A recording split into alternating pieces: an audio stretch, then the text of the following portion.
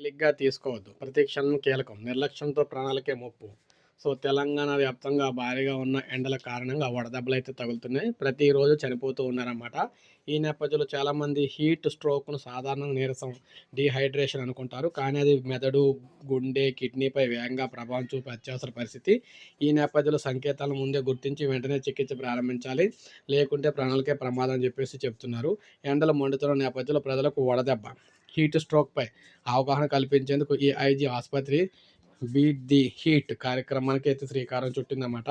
చెమట పట్టకపోవడం ప్రమాదకర సంకేతమే.